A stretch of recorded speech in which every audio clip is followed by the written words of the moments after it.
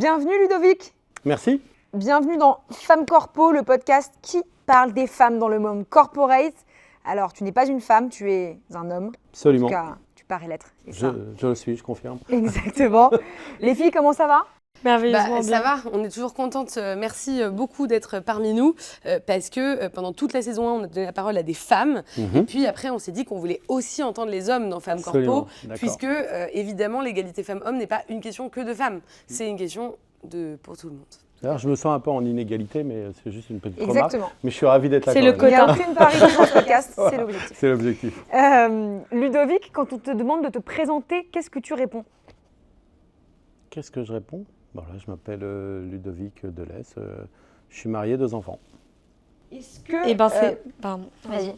Non, j'allais dire que c'est très bien parce que quand on a demandé aux autres hommes corpo, ils n'ont pas parlé de leur paternité. C'est vrai ? En même temps, là, on vient de lui dire à quelle sauce il allait être mangé. Donc bon. Oui, mais quand même. Non, je pense plutôt... pour moi, ma priorité, c'est ma famille. Et après vient mon métier. Donc c'est pour ça, quand je me présente, je parle d'abord de ma femme et de mes enfants. Et ensuite de mon métier, si on souhaite en parler... qui est un métier que j'adore, dans lequel je m'exprime, je m'épanouis sans problème, mais d'abord, c'est ma famille. Et juste ta femme, elle fait quoi dans la vie ? Elle est assistante de direction chez Bouygues Télécom. Excellent. Femme Corpo. J'ai des choses à dire. Dans un département particulier, j'en parlerai pas beaucoup plus, qui s'appelle les obligations légales. Ouais, ben ouais. J'ai une femme juriste également. Voilà, c'est ça. Je connais la chanson. Tu as un énorme poste, tu diriges un gros cabinet de conseil dans l'immobilier. Tu vas y revenir pour expliquer exactement ta fonction. Est-ce que tu peux nous raconter de manière assez succincte ton CV ? Où est-ce que tu as grandi ? Quelles études tu as fait ? Et par quelle boîte tu es passé ? D'accord. Alors, où est-ce que j'ai grandi ? J'ai grandi dans une banlieue pas très agréable, dans le 95, du côté de Cergy-Pontoise. Entouré d'un environnement, on va dire, assez délinquant ou pas très tourné, on va dire, vers les études supérieures et la société. J'y ai vécu jusqu'à mes 20 ans, quasiment. Et ensuite, j'ai fait une rencontre qui a transformé, on peut dire, ma vie, qui est celle de ma femme. Parce que j'ai rencontré ma femme, j'avais donc 18 ans, en fait, on s'est rencontrés en 90. Ah oui. Nous sommes toujours ensemble. Et de là, je dirais, d'une enfance plus ou moins... droite et alignée telle qu'on peut l'entendre, plutôt très éloignée des études auxquelles je trouvais peu d'importance, j'ai eu une sorte de transformation, révélation, et puis je me suis mis un peu à découvrir le monde du commerce, du marketing qui m'a passionné. Et à partir de là, j'ai pu commencer à faire des études. D'abord un bac que j'ai passé en candidat libre, parce que je ne l'avais pas eu 2 fois de suite quand même. Ensuite j'ai fait un BTS, où j'ai plutôt très bien réussi. Ensuite j'ai fait une école de commerce en alternance. BTS immobilier ? Non, un BTS dans l'action commerciale. Je ne savais pas que j'allais faire de l'immobilier à cette époque-là. Donc après, j'ai fait une école de commerce, qui était la première école de commerce en alternance, développée par la Chambre de commerce et l'ESSEC, qui s'appelait toujours d'ailleurs Subdev, qui formait des ingénieurs de vente, donc qui avait un intérêt, c'est qu'elle était en alternance, parce que je ne me voyais pas sur les bancs de la fac, parce que je pense que je ne serais pas resté beaucoup. Et donc là, c'était une alternance, donc c'était à la fois l'entreprise et à la fois l'école pour un bac plus 5 en fait, un master. C'était original l'alternance à l'époque, non ? C'était la première école en France qui faisait un master en alternance. On va dire, on ne peut pas faire un peu. Et donc c'est là où j'ai commencé dans l'immobilier. J'ai commencé dans une entreprise qui s'appelait Jones Lang Wooten, qui est devenue Jones Lang LaSalle et maintenant JLL. Ah, on a reçu la DG. Marie-Laure bien sûr, Marie-Laure, avec qui j'ai commencé à peu près en même temps. Pour vous dire, on se connaît aussi depuis très longtemps. Et que j'apprécie beaucoup. C'est vraiment une femme assez incroyable et assez exceptionnelle. Allez checker son épisode, il est incroyable. Et donc là, on a commencé ensemble. Je crois que j'ai commencé 1 an avant. J'étais stagiaire. Je m'en rappellerai toute ma vie. J'ai commencé comme stagiaire. Je devais faire le fichier grand compte. Donc on a pris le bottin, les pages blanches. Vous ne connaissez pas ça, mesdemoiselles. Si, le Minitel. C'est l'inverse des pages jaunes. Le Minitel. Et donc on a commencé à constituer ce fichier d'entreprise. Ah bon ? Attends, c'est quoi la différence entre page jaune par adresse et pas par nom. Page blanche, c'était pour les personnes. Les pages jaunes pour les professionnels. J'ignorais. Donc on a fait un fichier, on a réalisé... C'est pas du tout ce que Julie a dit, par ailleurs. Non. Page jaune, c'est pas pour les personnes ? Non, c'est les pages blanches pour les personnes. Donc on a réalisé à cette époque-là le premier emailing de l'entreprise, c'est-à-dire pour la première fois on avait un courrier et on arrivait à changer l'adresse. Et on faisait signer les gens à la main. Donc, voilà pour l'anecdote. J'aime bien, parce que ça remet un petit peu en 30 ans toute l'évolution qu'a connue le monde quand j'entends certaines personnes jeunes se plaindre des outils qu'ils ont à disposition. Il ferait bien un peu de revoir ce qui s'est passé avant. Et de là, j'y ai passé 8 ans. En fait, à la fois, j'ai été à un moment négociateur, ensuite j'étais adjoint d'équipe, ensuite rapidement j'ai eu la chance et l'opportunité, on y reviendra, de passer au département grand compte à 26-27 ans, c'est-à-dire les grandes transactions de plus de 5000 m². Là, avait été une manager qui était exceptionnelle, aussi un manager d'ailleurs. Et ensuite, j'ai quitté cette entreprise en 2004 pour rejoindre le groupe Cushman & Wakefield, où j'y ai passé 17 ans, où j'ai créé l'agent chez Cushman & Wakefield, développé tout ce qui est la partie transaction. Et au fur et à mesure, j'ai récupéré les équipes de logistique, de corporate, de tenant trep, la France, etc. Et donc, j'ai fini directeur général. J'avais une équipe de 180 personnes avant Covid. Et ensuite, avec le Covid, ça s'est un peu réduit de manière drastique. Et j'ai quitté cette entreprise n'étant plus aligné avec ses valeurs et la manière dont elle fonctionnait pour rejoindre il y a 4 ans le groupe Colliers, qui correspondait plus à mes aspirations personnelles et à mes envies professionnelles, on va dire. C'est quoi l'intitulé de ton poste là Aujourd'hui, je suis directeur général du groupe Colliers. Tout simplement. Tout simplement. Donc, un président qui s'appelle Antoine Dervier, moi j'en suis le directeur général. Voilà, et c'est une entreprise aujourd'hui qu'on a repris. Antoine est arrivé il y a 5 ans, moi il y a 4 ans, et qu'on a, je dirais, réorganisé, restructuré complètement, qui a doublé son chiffre d'affaires en 4 ans, et on est aujourd'hui 300 personnes sur la France. Tu dis que tu as eu une grosse promo à 27 ans.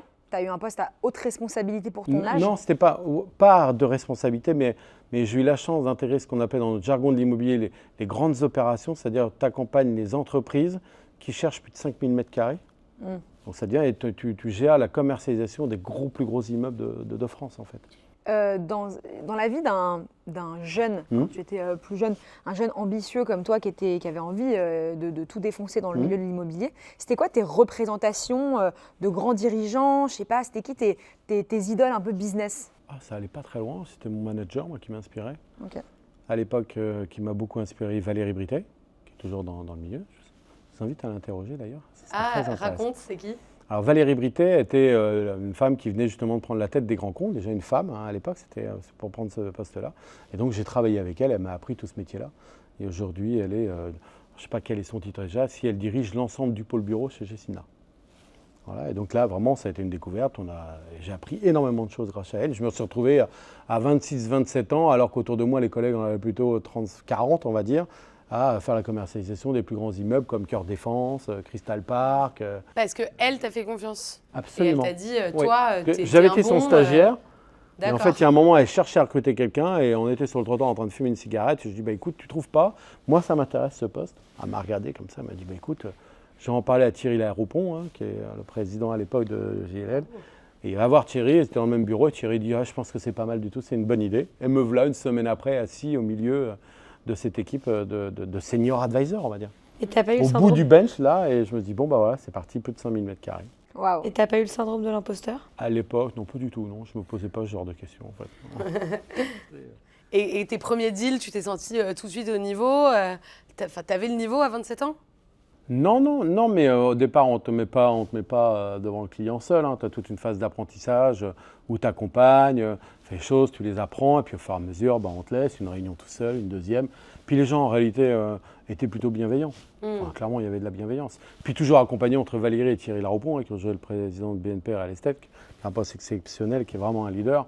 En plus, tu es entouré, tu es quand même très sécurisé. Il y a une étude qui montre qui a été faite récemment, où on demande à des hommes, est-ce qu'ils, s'ils étaient en situation de crise, ils se sentiraient capables de faire atterrir un avion. Et ils demandent aussi à des femmes. Et toutes les femmes disent non, puisque elles ne sont pas pilotes, quoi. Oui. Et tous les hommes qui ne sont pas pilotes, il y en a 1 sur 2 qui dit oui, dans une situation de crise, je m'en sentirais capable. Le but, c'est pas du tout de dire... alors évidemment, je pense qu'ils n'en sont pas capables. Le but, c'est pas de culpabiliser... Moi, je pense que c'est tellement automatique que c'est possible, non? Oui, peut-être. Voilà. Est-ce que toi, visiblement, tu t'en sentirais capable? Non, mais est-ce que tu penses que c'est ce gap-là qui fait que les hommes font des plus grosses carrières? Enfin, moi, quand j'ai vu cette étude, je me suis tout de suite dit, oui, c'est sûr qu'en fait, les hommes, comme tout est possible dans leur tête, en fait, ça rend beaucoup plus de choses possibles. Alors, faire atterrir un avion, je pense pas. Mais en tout cas, prendre des postes à 27 ans, etc., oui. Avoir des plus grandes ambitions. Je suis pas sûr. Je suis pas sûr que c'est à voir avec le côté homme ou femme. Peut-être dans ma génération, où effectivement les femmes étaient peut-être moins exposées à des rôles et des jobs importants ou à responsabilité. Je pense que ça change beaucoup sur la génération d'aujourd'hui. Quand je vois ma fille qui a 20 ans, j'ai aucun doute sur le fait qu'elle aura un poste de responsabilité plus tard. Mais elle a Je envie pense qu'il y a d'en quand même avoir. des changements de génération, qu'on soit dans ma génération, peut-être effectivement, mais je pense qu'aujourd'hui, la nouvelle génération, à la fois des hommes et des femmes, acceptent beaucoup plus le sujet. Hein. Ça n'a rien à voir. Hein. On a reçu la DG de LinkedIn qui nous disait pas exactement la même chose parce qu'elle nous parlait des métiers de l'IA et elle disait que dans les métiers de l'IA, il y avait les mêmes inégalités qui se reproduisaient alors que c'est des métiers très nouveaux. Donc si je comprends bien, ce podcast est tout simplement un buzz. Pour toutes celles et ceux qui adorent ce podcast ou qui l'aiment même un petit peu, vous avez plusieurs choses à faire. La première, quand vous écoutez le podcast sur une plateforme de streaming audio, vous mettez 5 étoiles sur les plateformes, que ce soit Spotify, Apple Podcast, Amazon Music et toutes les autres. Si vous regardez en vidéo sur YouTube, là, c'est très simple. Vous mettez un pouce, un like, un commentaire, une photo, une story, ce que vous voulez. En tout cas, communiquez sur ce podcast parce que vous êtes de plus en plus nombreux et nombreuses à l'écouter. On est trop contente que ça résonne chez vous et que vous utilisiez concrètement les conseils qui sont donnés dans les podcasts. En bref, abonnez-vous. Oui, je suis étonné. Voilà, non mais... Je sais pas. Je pense que quand même, aujourd'hui, quand je vois encore une fois ma fille ou ses copines, sont beaucoup plus émancipées que quand on pouvait voir. Moi, quand j'ai rencontré ma femme, année de parents, la maman restait à la maison parce que c'était culturellement, parce que ses propres parents, etc. etc. Aujourd'hui, c'est plus du tout le cas. Enfin, la plupart des femmes travaillent, y compris quand elles élèvent leurs enfants. Je pense que les mœurs sont énormément... Alors, ça prend peut-être 2 générations, le temps, mais je trouve que ça a quand même énormément changé. Et justement, tu as rencontré ta femme à 18 ans. Oui. Là, à 27 ans, tu as cette grosse promo, etc. Comment vous... Déjà, elle travaillait déjà peut-être chez Bouygues. Oui. Comment vous déjà. alliez, comment vous gériez ce gros emploi du temps que toi, tu devais assumer et elle, comment ça se passait dans le couple? Alors déjà, on n'avait pas d'enfants à cette époque, c'était plus pratique, on avait du temps pour nous. Donc non, ça a été après, clairement, quand on a eu des enfants, elle a, pris le parti de vouloir être présente pour les élever. Et elle a fait notamment la partie du 4/5e. Elle a pris un 4/5e en ne travaillant pas le mercredi pour pouvoir s'en occuper le mercredi. D'accord. Elle avait effectivement plutôt, elle rentrait plus tôt que moi à la maison, elle s'occupait de toute la partie, effectivement, un peu s'occuper des enfants, la partie nourriture, etc. Et moi, quand j'arrivais, j'avais plutôt la partie devoir. Ok. Voilà, j'avais plutôt maths, français, etc. J'étais un peu plus sur les doigts. Théorème de Thalès. Voilà. Tu penses que son Pythagore, 4/5e, il t'a permis d'avoir Et la c'est fonction une que tu as certitude. aujourd'hui?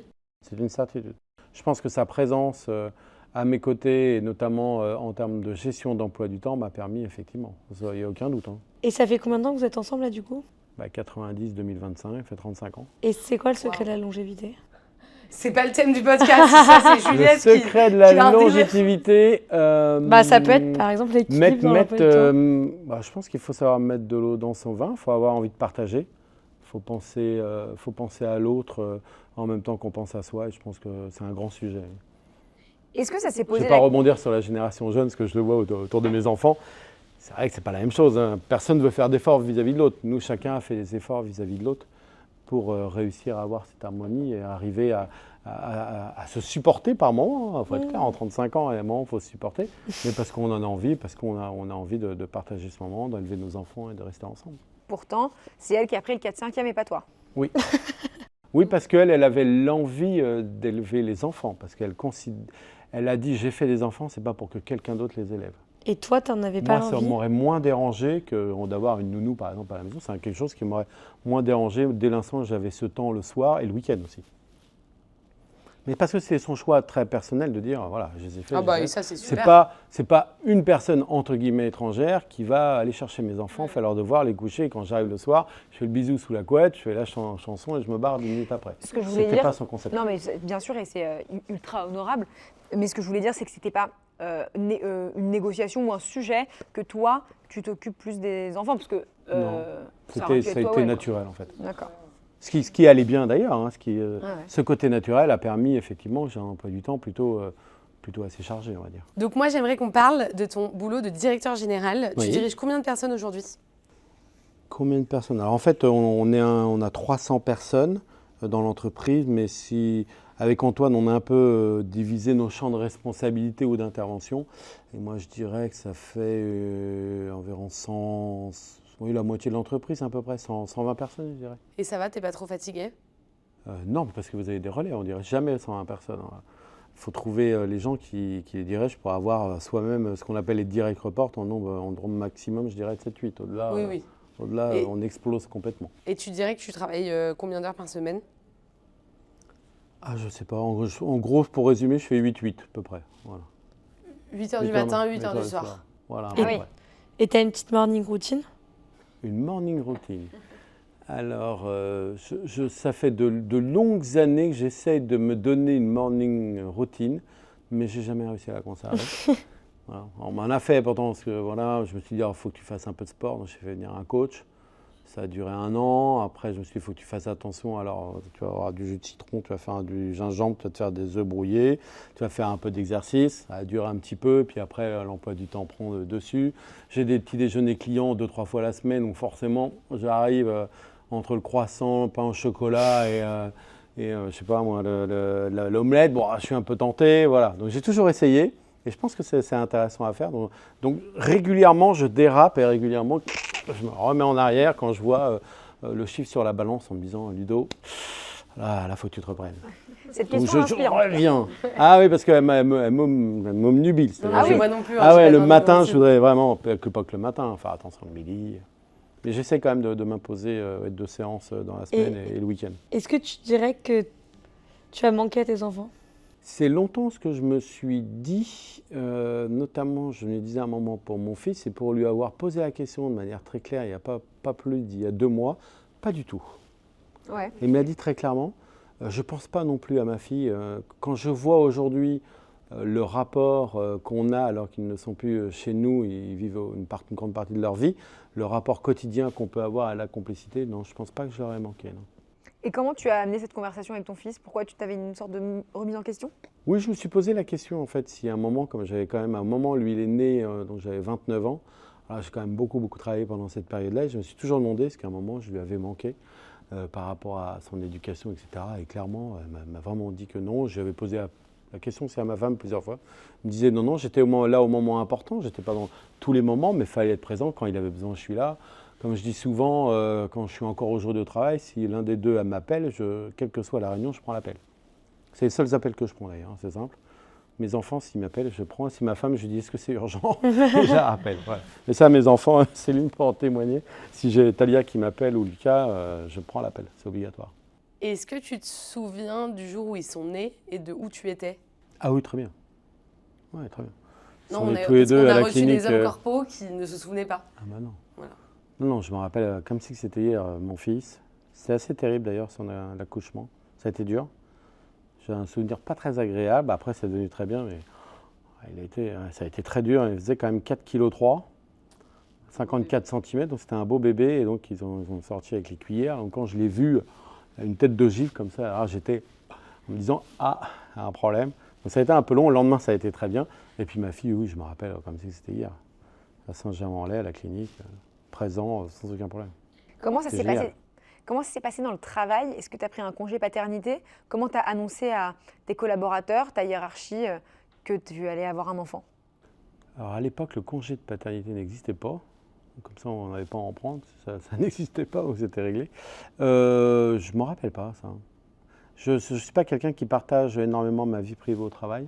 Ouais. Je suis plutôt quelqu'un qui est beaucoup, qui me suis toujours attaché à séparer les deux. Je Pourquoi? mets le matin un costume, je vais au travail. Je rentre le soir, j'enlève ce costume et je suis Ludovic. Et au travail, je suis Ludovic Delesse. Et là, tu C'est es 2 qui? personnes différentes. Tu trouves ça bien que le costume permette de C'est l'image que je donne, oui. créer Ouais, une ouais, image c'est ça. neutre? Oui. L'idée Quand on a- du costume, tu trouves ça Ouais. bien? Puis je vais même plus loin pour avoir été coaché quelquefois. Par exemple, quand on a des journées assez dures, voilà, prendre la douche est quelque chose qui est un passage pour moi mental, psychologique assez intéressant qu'on m'avait conseillé et qui marche bien. Quoi, tu ça rentres, après- t'enlèves, tu prends une Te laves. douche Ouais, et tu passes tu à te autre laves. chose. Ah, après la journée de travail? Ouais. Alors d'accord. ça, c'est un bonheur. D'un seul coup, on se lave de tout le stress qu'on a pu avoir, de toutes les frustrations, de tous les sujets qui sont passés, et on sort. Et on fait, Ah, j'aime bien Et ça. alors, il y a beaucoup plus Ah ouais, de c'est le moment de rupture. créativité dans le possible, dans le vestiaire féminin au travail. Mm. Par exemple, tu vois, un homme, ça va être le costume, voire le costume cravate. Une femme, elle peut mettre une robe, un pantalon, une chemise à fleurs. Enfin, elle a un dressing qui est beaucoup plus varié. c'est vrai. Est-ce que tu trouves que tout le monde devrait être en bleu de travail et en fait on met tous un uniforme neutre et comme ça on se pose pas de questions? Ou est-ce qu'au contraire, qu'est-ce que tu penses de cette différence? Ah non, moi je suis pour la différence. Je vais répondre 2 choses. Dans le monde professionnel, dans le travail, une fois qu'on a dû, je pense que chacun peut s'habiller comme il le veut, même si indirectement il va respecter les codes de son environnement, quelque part. Par contre, voilà, demain on me dirait à l'école on met des uniformes, Je trouverais ça intéressant. Je ne serais pas opposé au concept. Pourquoi? Pour gommer les inégalités sociales, pour faire toute cette histoire de marque, etc., de jalousie, qu'on peut trouver même de vol, etc. Évidemment, si tout le monde est habillé pareil. Tu as grandi. Je trouverais ça, c'est un truc qui pourrait m'intéresser, que je trouverais intéressant. Tu nous as dit que tu avais grandi à Cergy. Oui. Quand tu es arrivé dans le monde du travail, dans le monde de l'immobilier, qui est très codifié, on le sait, est-ce que tu as ressenti ou souffert de ton origine sociale et Totalement, est-ce que tu as toujours vu d'ailleurs. la différence de code, etc. Ah oui, énorme. Ah, raconte. Vous êtes une femme corpo qui bouscule les codes de l'entreprise ou vous en connaissez une. N'hésitez pas à nous mettre un commentaire ou à nous envoyer un DM pour nous le signaler. On a trop hâte de vous recevoir sur notre canapé. C'est quoi l'anecdote? C'est la première fois que j'ai mis un costume quand même de ma vie. Je pense que c'était une des premières fois que j'arrivais à l'Étoile et que j'étais en costume et que j'arrivais à prendre ce poste en alternance d'ailleurs. Parce que ce que j'avais jamais vu avant. Enfin, c'est un monde très très différent. Enfin, c'est là où on voit, et c'était encore il y a longtemps, mais je pense que ça n'a pas tant changé, mais la différence sociale était colossale. Et quelque part dans ce milieu-là, et dans ces milieux, pas que dans l'immobilier, mais dans les milieux, on se le fait aussi ressentir. Tu n'as pas fait la même école, tu n'as pas les mêmes codes, tu ne t'habilles pas tout à fait pareil, tu n'as peut-être pas le même comportement. C'est quelque chose qu'on ressent, et on peut parler longtemps d'inclusion. Moi, je suis fan forcément vu mon histoire de l'inclusion, mais ce n'est pas quelque chose en réalité de facile. Il faut être, je pense, avoir une personnalité pas forte, mais surtout avoir une grande confiance en soi. C'est quoi ton pour conseil? éviter d'avoir l'impression d'être vraiment toujours un peu, pas la dernière roue du carrosse, mais d'être d'un niveau inférieur. Voilà. C'est quoi ton conseil pour les personnes qui nous écoutent, qui viennent pas forcément du milieu social dans lequel ils travaillent aujourd'hui et qui parfois se sentent pas à leur place Le conseil, moi je reviens, c'est la confiance en soi, il faut croire en soi. Et comment on gagne confiance en soi? Faut se former, il faut écouter les autres, il faut se faire confiance, il ne faut pas avoir peur de l'échec, je pense. Ouais, il ne faut pas avoir peur de l'échec. En fait, il faut se former, il faut quand même avoir de l'humilité pour se former, apprendre des autres. Et après, de cet amalgame-là, y aller en se disant, c'est le moment, c'est moi, c'est pas parce que j'ai fait l'école de Cergy-Pontoise, les Maradas, c'est pas l'école de Neuilly, sans faire de clichés privés, que je ne vais pas avoir une capacité ou approcher le sujet d'une manière différente qui va être performante. Et c'est ça, moi, je pense. Et puis trouver aussi, dans sa carrière, c'est aussi des enjeux de rencontres. On ne fait pas sa carrière seul, on fait sa carrière à travers les gens qu'on rencontre, qu'ils soient clients ou pas, mais surtout par ses managers. Qui après, moi j'ai eu deux managers, après j'ai eu un super boss aussi à l'agence, ensuite j'ai eu un président. Chacun d'entre eux m'a apporté quelque chose de différent, dont je me suis nourri pour moi-même évoluer. Et qu'est-ce que ça t'a appris de grandir à Cergy-Pontoise? Qu'est-ce que ça m'a appris? Comment ça a forgé ta... Est-ce que tu penses que ça a eu un réel impact ensuite sur... Bien sûr. Oui, mais du coup... Lequel j'essaie de trouver le bon mot. Ça m'a appris à me battre, je pense.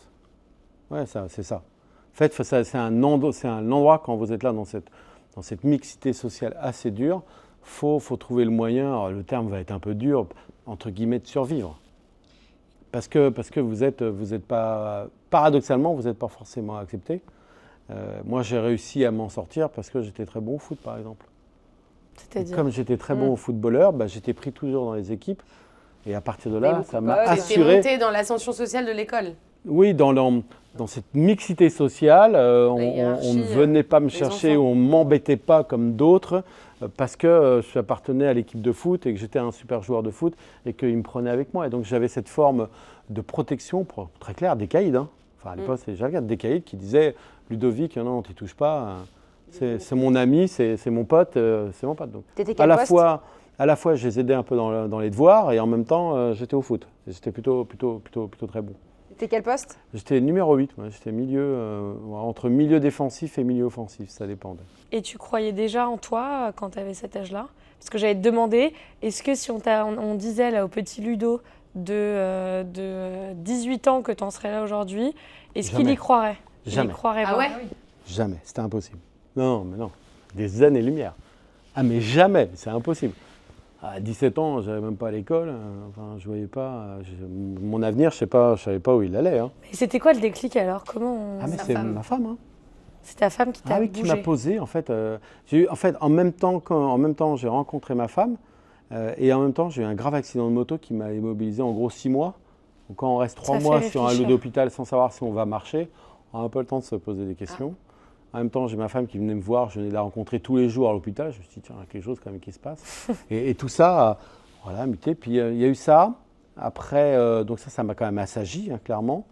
Ça m'a donné pas un sens dans ce que j'allais faire, mais je me dis, il y a quelque chose à construire.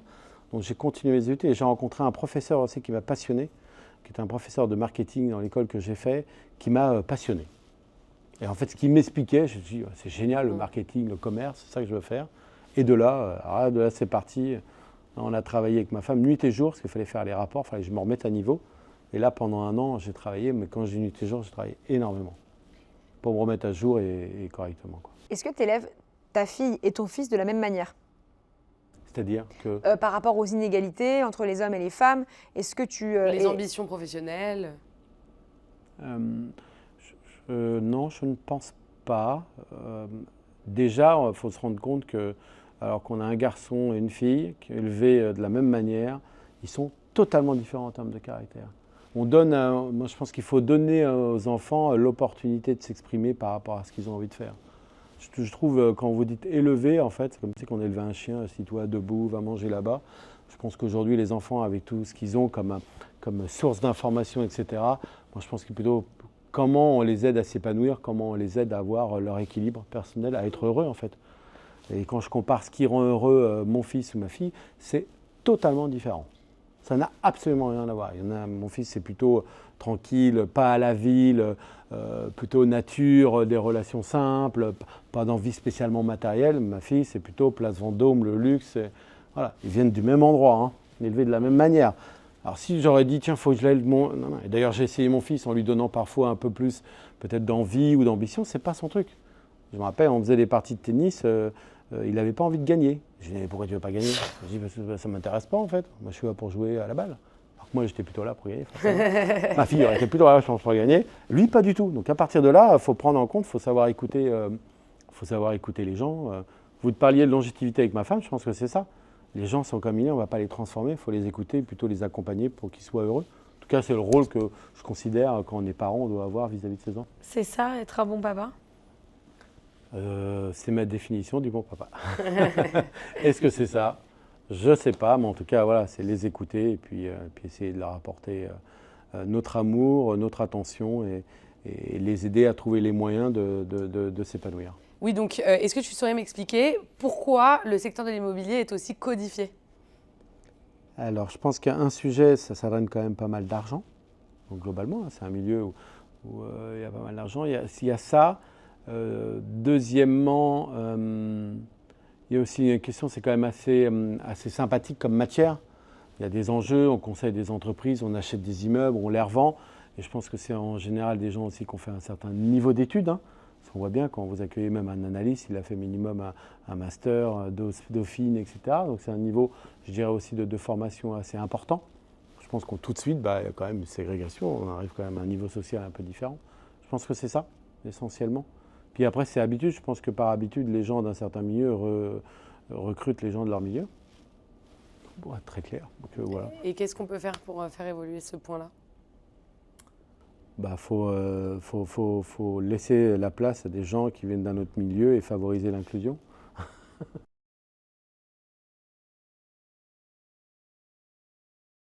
Métiers différents et on peut accueillir des populations de tous horizons et de toutes formations et que c'est plutôt d'avoir tous ces profils différents qui vont faire la richesse à la fin d'une entreprise.